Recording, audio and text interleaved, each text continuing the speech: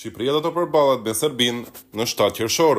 Tani ka nisur edhe provokimet nga ana e kundërshtarëve, ndërkohë që koha shtes ka vendosur të bëjë një analizë sportive të kësaj ndeshje, pra nëse lëm për një moment me njan gjithë urrëtitjen dhe faktorët historik që kemi me Serbinë dhe vlerësojmë vetëm ekipet, kush ka lojtar më të mirë dhe repart më të mirë.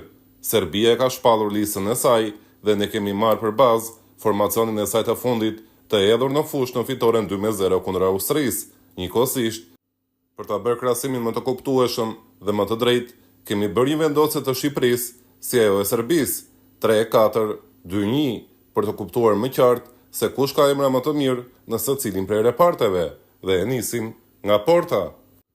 Strakosha kundër Rajković. Në krahasimin mes portierëve, Serbia duket diçka më e siguruar. Rajković është shoku i ekipit të Manjo Mitajt dhe është shpallur kampion me Al-Ittihadin në Arabinë Saudite, por ka shumë eksperiencë dhe më parë ka qenë me Vedat Muriqin në La Liga, duke zhvilluar shumë ndeshje në elitën e futbollit spanjoll. Gjithashtu, është një gigant, 1.91 cm, që do të vendosin në vështirësi kuqezind për t'i gjetur cepin e rjetës. Nga ana tjetër, Strakosha nuk ndodhet në periudhë të mirë, ka kaluar në plan të dytë të AEK-u, është një portier që mund të bëjë një ndeshje pa gabime, por pa pasur ndonjë heroizëm që të jep pikë në saj të një mrekullie të tij. Ndoshta mund të bëjë ndeshjen e karrierës kundër Serbisë në kombëtare. Mbrojtja: Ismaili Gjimshiti Ajeti ose Kumbula kundër Pavlović, Milenković dhe Raković. Niveli i mbrojtjes është i përafërt, por Shqipëria mund të thuhet se ka diçka më shumë në siguri. Por nuk duhet harruar se edhe niveli i Serbisë është i lartë në prapavi.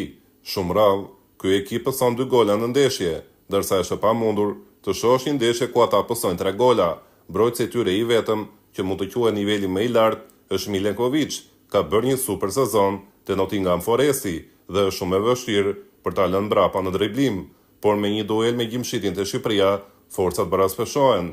Ndërkohë Ismaili është padyshim në një nivel më të lartë se sa Pavlovići i Milanit, që mund të bëjë gjithçka gjatë 90 minutave, të provokojë dhe të japë përshtypjen e një luftëtari, por lë për të dëshiruar kur ka përpara një kundërshtar me shumë aftësi teknike. Një Armando Broja në superform do t'ja bënte jetën fair Pavlovićit, ndërsa një sulmues tjetër i fizikshëm i Shqipërisë, por me pak aftësi teknike, do ta bënte Pavlovićin që të dukej si një mbrojtës i pakalueshëm.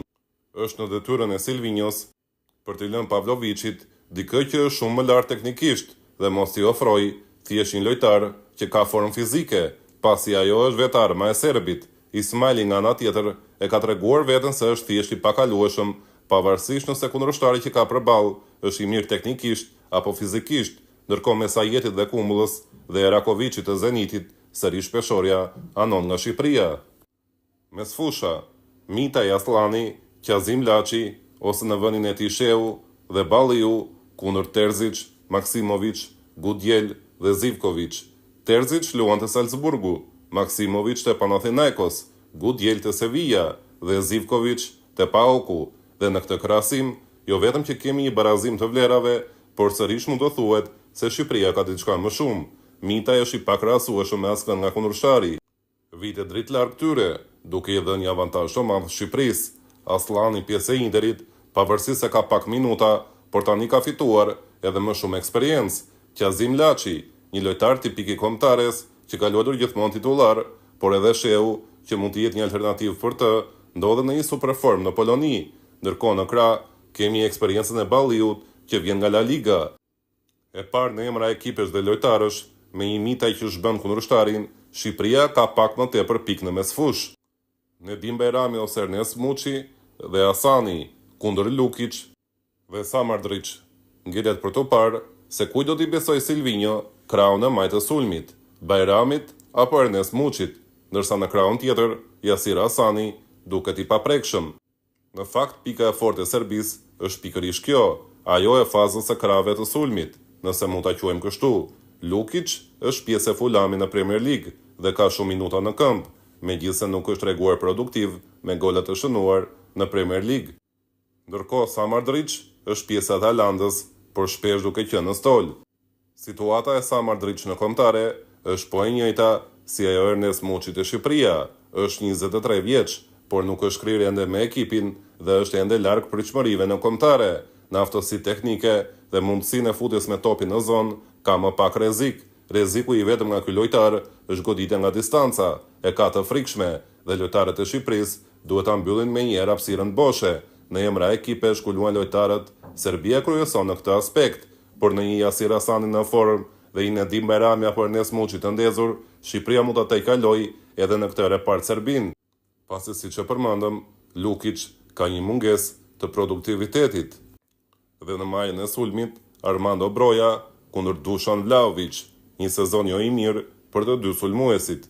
Njëri është pjesë e Evertonit, tjetri pjesë e Juventusit. Gjimshiti dhe Ismaili e kanë futur në xhep Vlahovic në Serie A, sa herë që Atalanta apo Empoli ka luajtur kundër Juventusit, ndërsa Armando Broja në një mbrëmje magjike të tij mund të kalojë pa asnjë problem Erakovic dhe Pavlovic, ndërsa e vetmja pengesë për të do të jetë Milenkovic, që e njeh shumë mirë nga Anglia, pasi të dy kanë luajtur kundër njëri tjetrit në Premier League. Madje në ndeshjen e fundit që Armando Broja ka zhvilluar si titullar me ekipin e Evertonit, ka qenë pikërisht kundër Nottingham Forestit. Një ndeshje ku Armando Broja zhvilloi një paraqitje shumë pozitive, megjithëse duhet theksuar se Milenkovic është një mbrojtës që është për të vlerësuar në saj të fizikut të tij dhe nuancat se ka për të mbyllur duelet dhe për të parashikuar lëvizjen e sulmuesve kundërshtar.